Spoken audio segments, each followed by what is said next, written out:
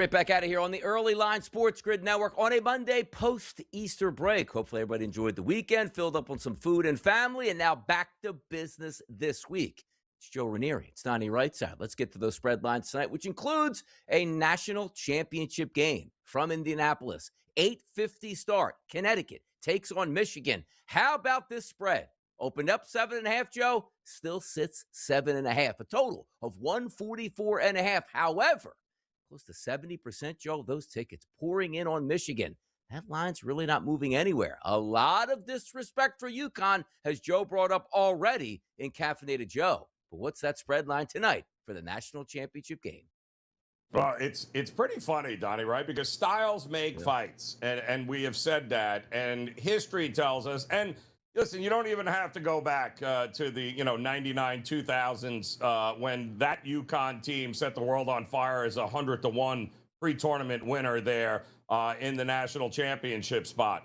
But since Hurley has taken over at UConn, you got to give credit where credit is due. Donnie, they're 18-1 straight up and 18-1 against the number the last 4 years in the NCAA tournament. They are just an absolute juggernaut in this spot. They don't get here by accident. This isn't some 2 or 3 game sample size here. They are absolute monsters. They know how to win. It's a culture thing. But here's the deal. At this price, Donnie, do we really need them to win in order to get the cover? You're asking Michigan to do what they did to Arizona, which was nice, but that's a different beast altogether. I think it's a true heavyweight fight. I also think the total might be a little low here, Donnie. Call me crazy. I think both these teams, especially if it becomes a matter of heading to the free throw line there in the second half, I think we can get well over the 144, 144.5 that we're seeing in the market now as well.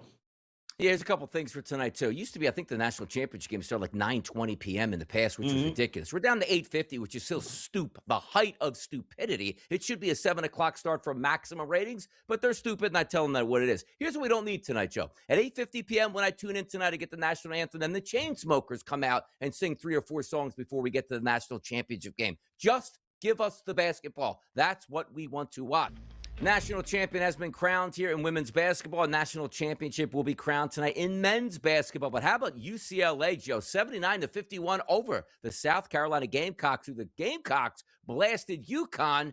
And we had a little bit of extracurricular activities between the two head coaches, Gino Auriemma and also Dawn Staley. But apparently, that was all the fight the Gamecocks had, because there was no fight against the Bruins. The Bruins absolutely took them apart in the third quarter, winning that quarter by 25-9, and it was a wrap from there. First national championship for UCLA, Joe. It's hysterical, Donnie, because every one of their points was scored by its seniors. I mean, that's kind of crazy right there. Lauren Betts was the big center there. She's been there for a long time, and she came up a little bit short in the Final Four last year. Not this year. And this was one of those classic situations here where it felt like whatever South Carolina had left in the tank, their one goal, their championship, was about beating UConn in the Final Four.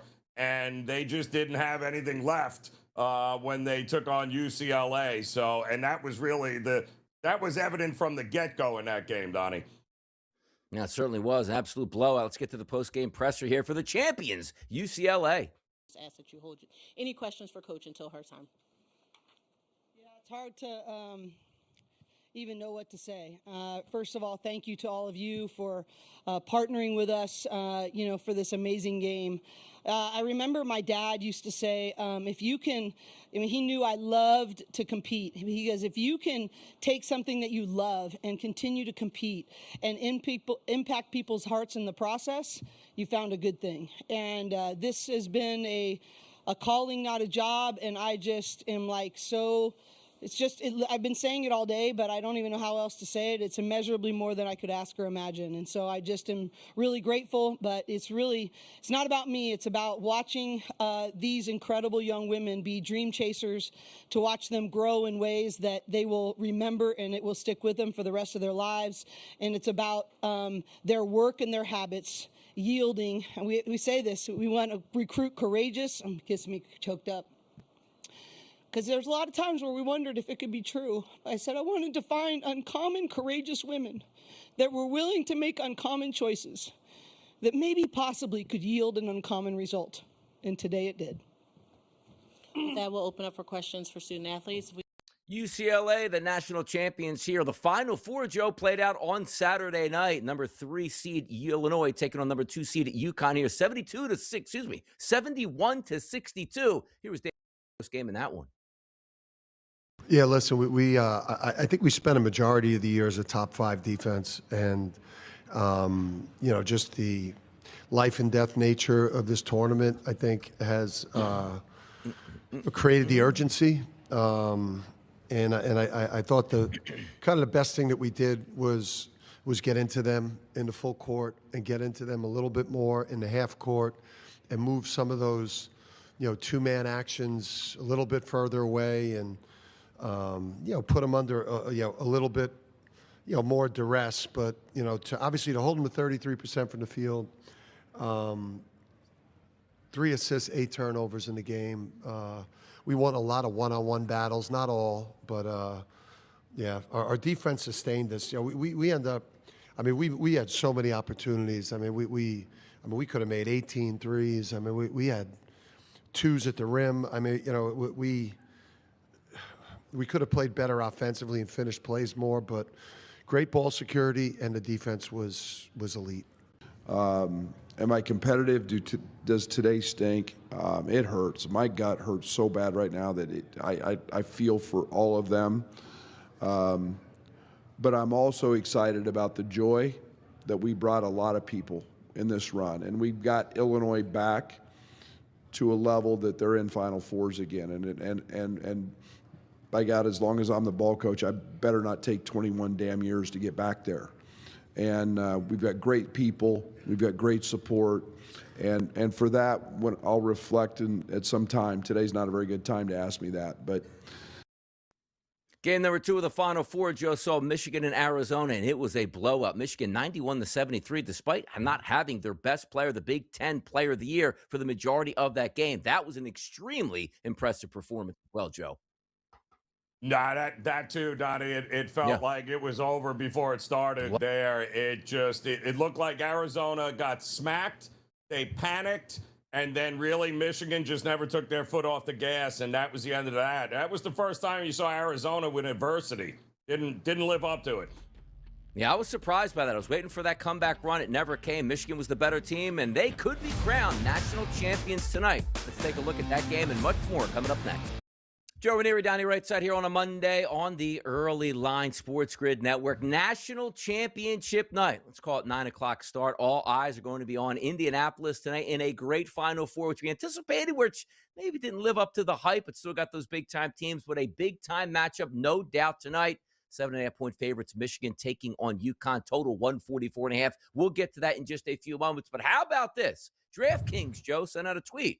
Another men's tournament goes by without a winner from the western portion of the United States here. Arizona was going to hold that crown for them, but no team west of Texas has won the NCAA tournament since the 1997 Arizona Wildcats. Got to be the East Coast team, which, you know what, Joe? Just thought about this here. You know me preaching all of the time.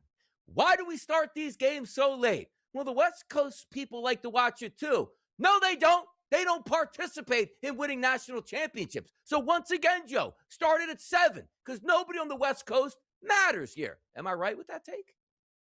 Oh, man, Donnie, that is tough. But, yeah, you got to be in it to win it. And the problem is they're never in it. And they don't win it. And they have not since Lou Olson back there in Arizona in 97. So, that stat comes up every year, Donnie. It cracks me up because I know guys that actually look at that map and just like when it gets down to the Sweet 16, the Elite 8, like, nope, anybody west of the Mississippi, nope, not doing it. It's got to be only on this side of the country. And it's a crazy, crazy trend that we've seen over the years.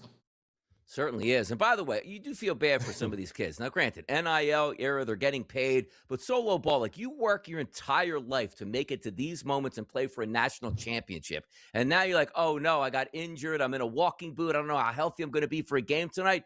This is massive news. And also, If you're handicapping this game or you want to watch, you're watching all throughout the afternoon trying to get those tidbits. You're watching pregame to see if he does warm up. But solo ball, they need him at 100%. Don't look like he's going to be 100% tonight, Joe.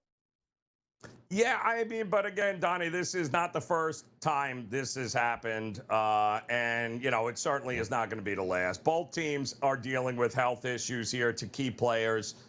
Even if both go, both are not going to be 100%. But, you know, it's not one-on-one, right? You need guys to step up in this spot, especially if you're going to win a national championship, right? Like, no excuses at this point. You got to go in there, leave it all out there. And I'll tell you this with both these kids. If they can go, they're going to go. You know, barring, you know, one of the adults in the room being like, no, if they can go, they're going to go. How Lindenborg actually came back in the second half was crazy to me. I thought he was done, but kudos to them. You know, brought him back in, but let's hope that didn't ruin his chances in this game. I know what's tough about that, too. It's like, well, he came back and played. That's fine. Anybody who's had any injuries here, particularly an ankle or a knee, the next day it's going to swell up and it's going to be painful. Sometimes you can live on that adrenaline for that game, get the extra tape job. We'll see how he responds in that game tonight. But both teams, as we said, Joe, dealing with some injury information that you're going to want to find out a little bit later in the day. But also, it's about living in the moment, winning national championships. Sometimes we like to get ahead of ourselves. Not Dan Hurley. Here's what he said. Let me enjoy this until a couple days from now because I know that is coming and it's going to be brutal. What's he talking about, Joe? It's the transfer portal. 5, 10, 15, 20, 30 years ago, you weren't dealing with this. Like, hey, man, kid's a sophomore. He'll be back. Hey, he's a junior. He's coming back. Or if that kid's a superstar, maybe my one guy does leave for the pros. Now Dan Hurley's like, let me see if I can win a championship. Then I'll take a couple days off and re-recruit my own players here. That's where we are as a society in men's college basketball. It is, but it's, you know, you got to think if there's one person that's able to navigate the craziness that is the NIL, it's Dan Hurley. Because most of those guys in the portal, Donnie, right? They're not UConn guys to him anywhere. He has a very specific type of recruit that he is looking for. And make no mistake about it, he can play it off, but he's got the right team behind him of coaches and recruiters. They know who they want, what they want.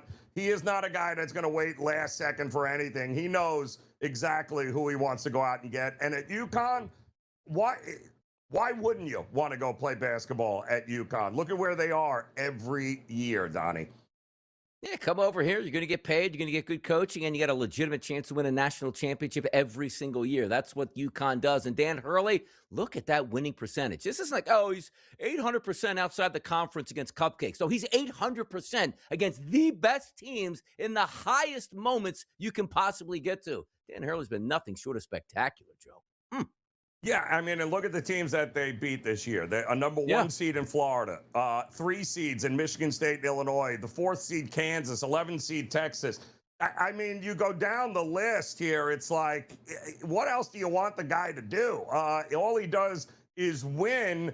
And even it's so crazy to me that you've got UConn is the blue blood of blue blood right now. It might be the only one left here, Donnie, that's still competitive. And yet, boy, they have not gotten any love over these last 3 games here, man. It's been underdog, underdog, underdog. It's kind of crazy to think. Everybody keeps doubting him here, and the other doubts that we're going to have is how effective are some of these superstar players going to be tonight? How about a Pete Thamel tweet comes out? Michigan trainer Chris Williams told ESPN the MRI on Yaxel Lendeborg's knee looks very clean structurally. All the ligaments are very strong. He says Lindenborg has a low-grade MCL sprain and a small bone bruise in his knee. He's very optimistic that he will play on Monday. So battling through the injuries in the biggest moments, they'll do everything they can, Joe, to get these kids ready to play tonight. Well, that's why having a training staff, you know, it's worth paying, Donnie, to have these kids ready to go. And listen, if he can, it's great. Doesn't mean that, again, I don't think a lot of these guys, nobody's 100% at this point in the season anyway, Donnie. But if they can't go, well, that's where recruiting and having guys come off the bench matters. That's called depth. And, yeah, which one of these teams has got more of it? We may very well figure that one out here tonight. Good teams win, Joe. Great teams cover is what we'd like to say. Number one tonight, who is it going to be? Connecticut cutting the nets down or the Michigan Wolverines? You take a look at the spreads in this game, opened up, at least at the FanDuel Sportsbook, 7.5. DraftKings actually has this line currently, Joe, at 6.5. FanDuel still sitting at 7.5. It's a mixed sport, call between 6.5 and 7.5. But the heavy favorite, Michigan Wolverines tonight, roughly with about 65% of the ticket count coming in on their side and a 144.5. So as I ask you, yeah, Michigan can win this game, but the question is, will Michigan cover, Joe, in this game? Well, and that's the big question, right, Donnie? Is that that's a big ask here. And you also have recency bias being at play here with the public because they just watched them dismantle what everyone thought was the best team in the country in Arizona. So now, of course, UConn just is lucky to have gotten to where they are now. No, they don't. The bottom line, these are the two best teams in the country. The tournament has proven it.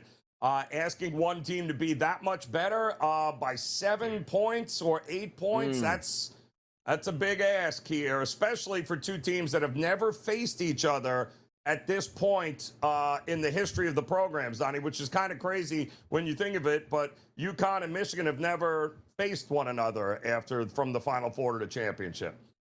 And it's going to be incredible to watch. And as you pointed out, too, Joe, fantastic performances by UConn every time they get to the final. We'll see if that continues tonight. Can we pop up a graphic here for the tournament itself and the bracket here? Because once that start, you filled it out. You went game by game by game here, Joe. And the reason I bring this up is we got a great Final Four. Arizona, Michigan, I thought it would be a lot more competitive than it was. It wasn't. That's okay. UConn, Illinois, we thought it would be competitive. UConn basically held on that entire second half. But understand this, Joe. The bracket's going to look a little bit different, I believe, next year as well. The expansion of the tournament, Joe, going to get a lot bigger and a lot harder to figure out with your pools. No? How do we feel about that?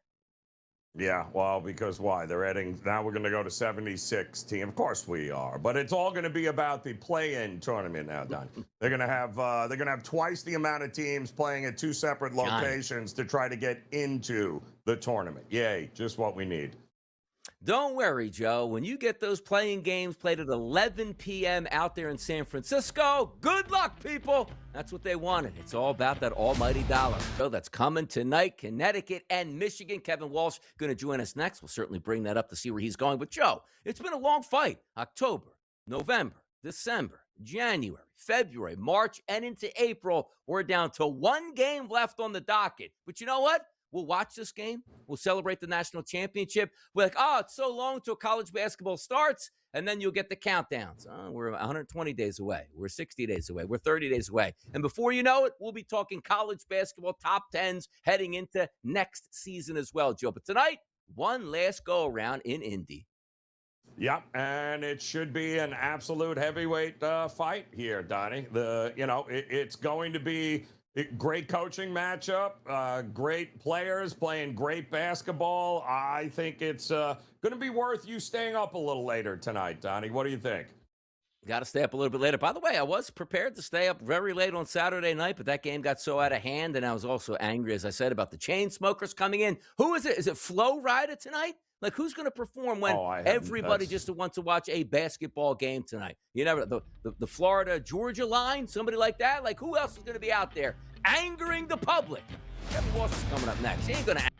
Hollywood can't write a better script for this morning here. Why? Yeah, it's post-Easter Sunday. Yeah, we ate a lot of good food, and this week a lot of kids are off, but a lot of good basketball is going to be played, and answers that we need. It's Donnie Rightside. It's Joe Ranieri. Now we bring in Kevin Walsh on a Monday, and I got some questions here for that Kevin Walsh. What's going on? How we feeling? Yep. Ready to get after it? Ready to get after it. Now, Joe doesn't like this, but when I talk about Disney stories and the script being written, Kevin, let me lay it out for you right now. Father and son, raising the Larry O'Brien together. Los Angeles, everybody doubted him. Luka's down for the playoff run. Austin Reed is down for the playoff run. And here comes LeBron James and Bronny James storming the fort in the playoffs in the Western Conference. Half the country hates it. Half the country loves it. Everybody watching, Kevin. Hear me out on this. We make a movie about this title run. Yeah, I mean, it would be delightful. I'm not even sure you're wrong, but half of the country that would hate it should really get a reality check at this point. I feel like but again, that's probably not going to happen here. It is, I don't know if we've talked about this already, but LeBron a few times was like, oh, don't worry, this will be Anthony Davis's team. And you're like, oh, no, it's not. And not because LeBron was unwilling to give him the team. AD couldn't take the team over. This second year in a row, it's Luka's team. Is it? Where is he? Where is he? Oh, no, it's Reeves's team. Okay. Got it. Great. So, again, like this sets it up, though, for where LeBron can leave and the Laker fans can maybe actually appreciate him on the way out instead of whatever it is they were doing about 2 months ago when they were saying they'd be much better if they got rid of him. Yeah, that would have been fun had they actually got rid of LeBron and this team pull into the postseason. So what is, I mean, you think he's out of L? This is his final year in LA one way or the other, Kev? Or do you think there's a chance that because of these injuries, it maybe he comes back and runs it back one more time? Or do you think it's going to be someplace else? No, I think the injuries help. Well, I think the injuries can help him leave because, again, I don't think he was going to be thrilled with leaving on poor terms. I just think at this point in his career, that was not, I don't think he was looking to do the villain role thing again, right? And literally it does not matter what happens to the Lakers in the playoffs. He's out there without Luka, without Reeves. Like, if Laker fans are like, oh, how'd LeBron not get us past blank on his own? That would be insane. I tend to believe there are 3 teams in the mix, the Lakers being one of them. Everyone knows the Cavs. I think it is possible he ends up a New York Knick. I think it'll depend how the Knicks season comes to a close. I think it depends how the Cavs season will come to a close. I still believe the Warriors idea that people throw out is a nonsensical long shot. How about nonsensical tonight? With Joe and I, as you know, Kevin, love to live in some of these predictive markets, Kalshi and Poly Market. So I'm going to make a phone call over to Poly Market and Kalshi today to get me odds on a certain event. Tonight, game time decisions. You're going to want to check this one out tonight. It's Kevin and it's Gabe. Michigan is playing in the championship game tonight against UConn. So I want Kalshi or Poly Market to say the odds that Gabe takes the points with UConn and or takes an under on Lindenborg's points tonight. How do we feel about the game tonight? Because you guys are going to have a party tonight, and Gabe is going to be fired up for that show. Yeah, he is. I think I saw he was pairing some D2 basketball with Michigan over the weekend. So I think he likes the Wolverines here. So the Lendeborg stuff, I assume you guys had all eyes on Arizona. I know the game got ugly. Yeah. Dusty May doesn't know that, though. I was losing my mind. And you know when you're on Twitter and you're like, oh, surely everyone will be talking about this? It's like I was getting a different feed of the game. Every beat reporter who was sitting there, I don't know if they're too far away to actually know what they're watching. They're like, man, is this the most impressive Final Four performance in the history? Shut up! I know the score. Lendeborg can't turn. He can barely run. And they're playing. There's 9 minutes left. They check him back into the basketball game. Up 20. He can't move. Dusty May, how do you feel about Lendeborg? He, I let the doctors tell us he says he wasn't going to not play. Thanks. Sounds like the doctors did great. They're like, this kid isn't ours in 40 minutes. Just let him play. And then we have one game Monday. Who cares? Yaxel Lendeborg is not healthy. Like, very much not at all healthy. And I wouldn't be, it's one of the great defeats all time Donnie was right games ever. I know I'm going a little long, but this will be worth it. Anthony Davis and the Lakers were in a playoff series against Phoenix. And AD got hurt, and I was like, maybe he'll come back. And they're like, he is back. I went nuts. And Donnie went, Kev, I am sorry. He is going to be useless. Devin Booker picked on Anthony Davis for 4 straight possessions. AD grabbed his knee and got out of there. I'm like, Donnie, he's got to be 80%. Donnie's like, if he's 50%, that's high. Donnie was right. Yaxel Lendeborg at 50% is incredibly generous entering into this basketball game. Yeah, I got to tell you, it's gonna be a fun one. Yeah, go ahead, Joe. No, I mean, how's Halliburton doing this year? By the way, couldn't wait to get him out there in that Game 7. Huh? Couldn't wait to do that either. Huh? How'd that work out? I mean, it's not like the draft is in 2 months, the most important day of Yaxel Lendeborg's life. I will just say this: as I look through this game, I played the under. I did so at the 145.5 because it just feels like with all these championship games, if you do like the under, just bet the opening number because it's gonna drop down. It has to 144.5. It feels like the only way. I mean, I guess I know Michigan scores 90 every game they play. UConn will slow it down, play really good defense. I just have to worry about a Wolverine or a Huskies barrage from deep. It happens occasionally, but I'm banking against it here. Yeah, big Final Four for this weekend on Saturday night. Championship game tonight. Make sure you catch the guys on Game Time Decision, 6 p.m. tonight. Kevin Walsh, Gabriel Morency, Michigan. I need you, Kevin. Just go UConn the entire show. Let's get some highlights, people. That's Kevin. Second the night.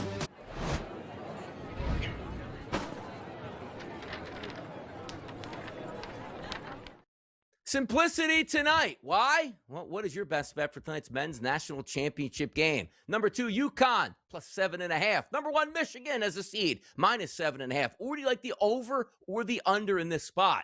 I do think a lot of people watch that game with Michigan on Saturday and say, if they're just a better team, they'll win that game. It's not a pick 'em tonight, Joe. It's getting 7.5 for a team that doesn't lose national championship games here. Which way did you go in our Fade the Public poll, Joe? Yeah, I'm still leaning towards the over here tonight, Donnie. I still think that we are going to I think the game is going to be closer. I do think that foul shooting certainly going to come into play. And listen, both teams are more than capable of making enough threes to make it extremely interesting. So, yeah, I think it's going to be close to going up and over here at the 144.5 number. That's where I would look. I'd throw a little flyer on the over here tonight. There you go. Some flyers on the over tonight. Speaking of flyers, yeah, we can't get into that right now, but I do love the word conversations that we have with Joe. Flyers, baby, flying over the total tonight. But now, it's new week, Joe. It's new money. Let's get after it. Here's bye.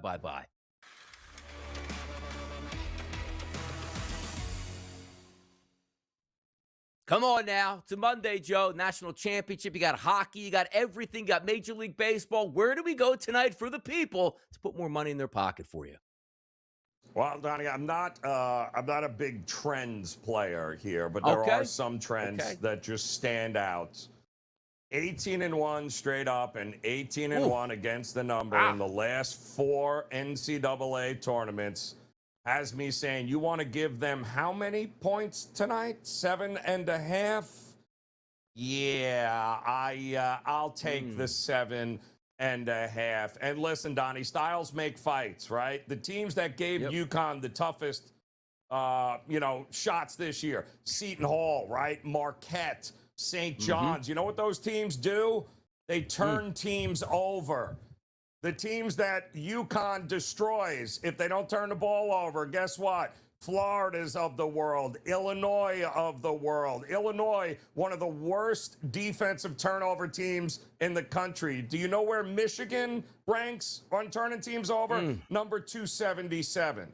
They're not turning UConn over. If UConn doesn't turn the ball over themselves, this is going to be a lot closer than 7.5. I'll take the points. Speaking of picking up a victory tonight, you win one more game, you will be a national champion. That's Michigan and UConn tonight, teeing it up in Indianapolis. This game, Joe, going to start around 8:50 p.m. And Michigan currently trading as the favorite at 74% as a chance to win. If UConn can pull out that outright upset, Joe, currently trading at 27%, $100 investment pays back $371. UConn has never lost in a championship game. That will be put to the test tonight, Joe.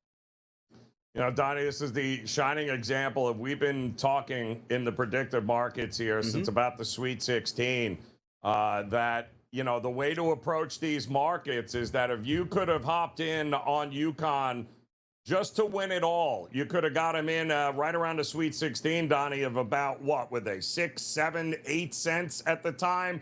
And we were telling you, listen, I don't care if they win it. I just need them to get to the championship game. And what we were able to buy in on them and what they are worth right now was going to be night and day. You knew Michigan or Arizona was going to be a big favorite over either Illinois or UConn. There was another opportunity to use the prediction markets there, not needing them to win anything, just needing them to get to the game. And you're looking at quite the profit right now along the way, Donnie. So it's another great example of why, yeah, I don't need UConn to win it. I just needed UConn to do exactly what they did. Make it to this game, and now you can cash out and just kick back and watch the game with the profits in your pocket. How about a preview here tonight that we can take a look at the MOP for a Fade the Public poll?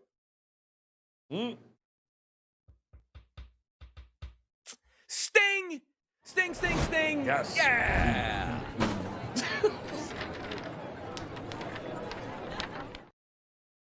To come to those who wait, Joe, you get all the spoils here, and so do we. Who is winning the men's tournament's most outstanding player, Joe? It's 3 Wolverines and 1 Husky. Mara, Lendeborg, Cadeau, or Reed Jr. from UConn here if they pull the upset. I'm shocked it's not 4 Michigan players, Donnie, at this point, the way the market is reacting. No, I definitely think it. The problem is it could be any one of a number of players on Michigan. If UConn pulls the upset, there is only one person going to be responsible, and it's going to be Reed. Yeah, Reed's an absolutely monster down low. But also, you take a look at Lindenborg. Yes, he's their best player, Big Ten player of the year. But if he's banged up and injured, somebody else has to basically go yard there. And we'll see what happens. More predictive markets on the way next. Don't you go anywhere. Prediction Markets Edge right here on the early line. It is a Monday, a championship Monday on the network. Fantastic game setting up tonight. Michigan and UConn. Michigan struggles typically in the championship game. UConn is usually great in the championship game. Donnie Rightside, Joe Ranieri. Now we're going to bring on Joe Cervenka. Why? Because we got some inside information that somebody has a pretty solid ticket on those Michigan Wolverines. Joe, welcome into the program today. Thanks, guys. Thanks for having me. Let's have some fun with this because Joe, myself, and Joe Ranieri, we've been sitting here since basically last August, and we've been pumping the prediction markets, introducing it to the people, and telling you a different way to invest your money. And we always like to hear those stories. Oh, if I would have got in at this time or not. If we take a look at this national championship game tonight, which we're going to handicap in just a few moments, but tell us, Joe, how you went about, why you liked Michigan, and when you jumped in on those Michigan Wolverines. Well, it's always the when, right? We're always kicking ourselves for the when, and we're hoping we got in the when at the right time. Thankfully, we got in January, so Michigan was a nice price then, about 16, 17 cents. I liked Michigan all year, really. Like their size, their big men can run the floor. Their big men have really high basketball IQs. They can find their guards when they need to, and they're constantly pushing the pace. So for a team with that kind of size up front that can run and actually put pressure on the opposing team's defense, like that is a huge combination you just don't see all the time in college basketball. So I was big on Michigan all season, and building up the SportsGrid prediction market pages on the website was a big part of that. So I can't take all the credit. Part of it was for the brand, but I believed in Michigan then, and I thought they were undervalued, and I still believe in them going into the game tonight. All right, so I got to ask you here, Joe, because you got in at 16. I'm seeing 74 in the market right now. Are you hedging out? Are you holding on? Are you going to watch what's going? Do you believe in them so much that UConn doesn't have a shot tonight? Well, I know the whales watching here and the big bosses up front are saying hedge, but I'm not a hedger. So when I go in, I got to go in, and with the name on the line and the pick on the website, I can't now back off and take the money and run. I think Michigan wins this game. I think they cover this game. So I think anyone on the UConn side, if you want to put something on, maybe you look at that. But right now, I'm seeing on Kelce it's up to 7.5, 46% for Michigan. I also like the over, if that's another angle you want to take here. But I honestly don't see how Michigan loses this game, even if Lendeborg is more hurt than he's leading on. You know, he said he's going to play through whatever he's going to play. He may be a little bit banged up, but I think even with him a little bit lesser than, I don't see how UConn can hang with these guys in the front court at all. Yeah, hedging situations, it's always a pretty interesting opportunity. And when you take a look at the, prediction markets here, Joe, as you've known, you can get in and out at any time, but also using those statistics to your advantage. So many times, like Joe's talking about, hey, I took UConn. All I needed them to do was get to the championship game, and I got a nice profit. Now they're coming up as a decided underdog. But, Joe, you're taking the approach of saying the correct way, wait a second. If I got in at 16%, yeah, it looks good at 73%. But if you redo the math, I have 3 chances basically to win out of 4 for UConn to get beat tonight and Michigan to win. That's the smart advantage, letting this play out. Yeah, I think so too. And like I said, if you want to maybe get some more value in the game, maybe you see what happens if UConn can sort of jump out to a lead and then you jump back into Michigan. But I think staying with this ticket, rolling with them right to the final is the way to go. And again, I just can't see a way UConn pulls this off. So I'm confident going in with Michigan. I'm staying with them, and I think the Wolverines are going to shake that supposed curse of winning it in the big game.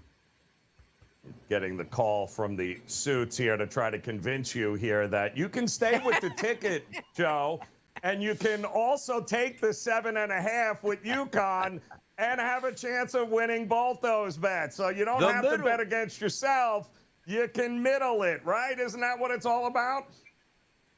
It is what it's all about. So I'm not your professional gambler mentality, I guess. I just can't bet against myself and my team that I'm rolling with. I know I'm supposed to. The book says do it.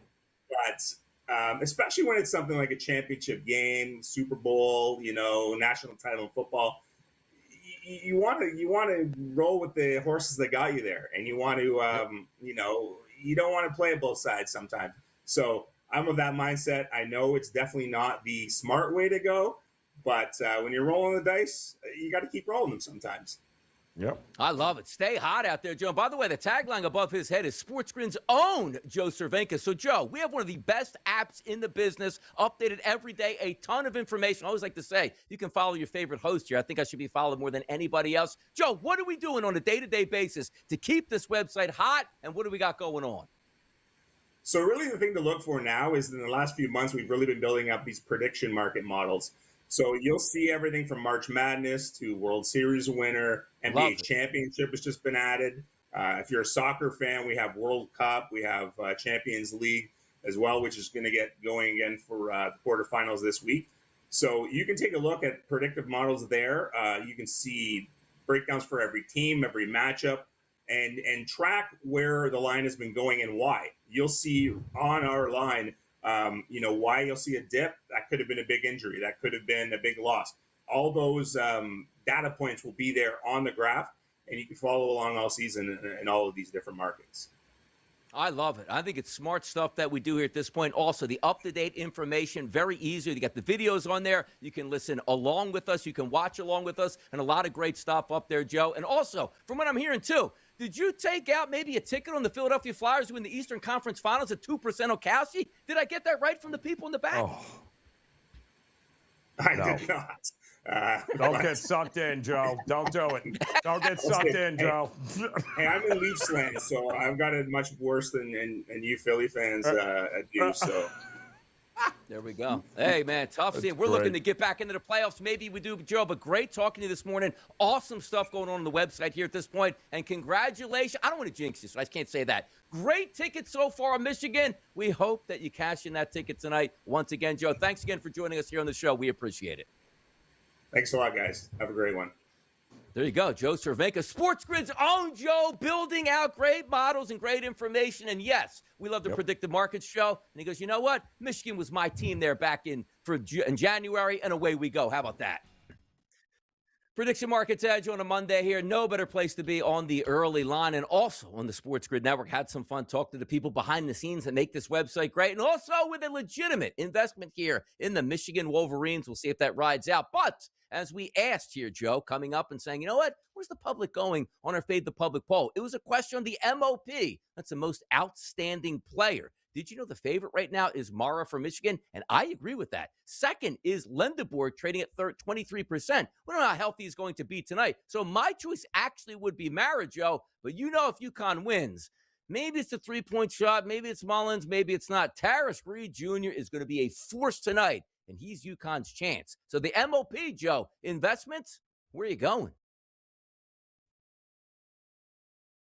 Depends on who you think's going to win this game, right? So if you're on Michigan, it makes sense to look at Lindenborg, right? If you like UConn, then yeah, Reed is the guy. Not to mention that the backstory where, don't forget, Reed spent the first 2 years of his college career where?